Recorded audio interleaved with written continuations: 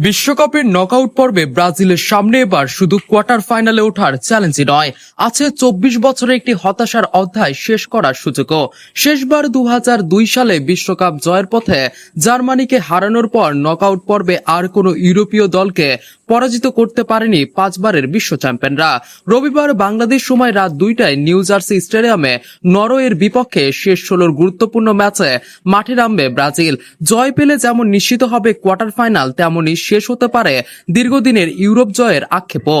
২০০৬ বিশ্বকাপে ফ্রান্স, ২০১০ সালে নেদারল্যান্ডস, ২০১৪ সালে জার্মানি, ২০১৮ সালে বেলজিয়াম এবং ২০২২ সালে ক্রোয়েশিয়ার কাছে হেরে বিশ্বকাপ থেকে বিদায় নেয় ব্রাজিল। প্রতিবারই তাদের পথ রোধ করেছে ইউরোপের কোনো না কোনো দল। আরও একটি পরিসংখ্যান ব্রাজিলকে ভাবাচ্ছে।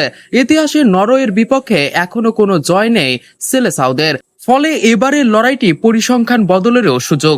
দলের দায়িত্বে থাকা ইতালিয়ান কোচ কার্লো আনচেলত্তি অবশ্য আত্মবিশ্বাসী। ম্যাচের আগে তিনি বলেছেন, প্রথম ম্যাচের পর থেকে তার দল ধারাবাহিক উন্নতি করেছে। নকআউট পর্বে সফলতে রক্ষণভাগের দৃঢ়তার উপরেই সবচেয়ে বেশি গুরুত্ব দিচ্ছেন তিনি।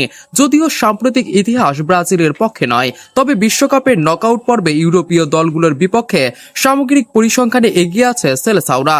এখন সেই ইতিহাস ধরে রেখে নতুন অধ্যায় লেখায় লক্ষ্য ব্রাজিলের।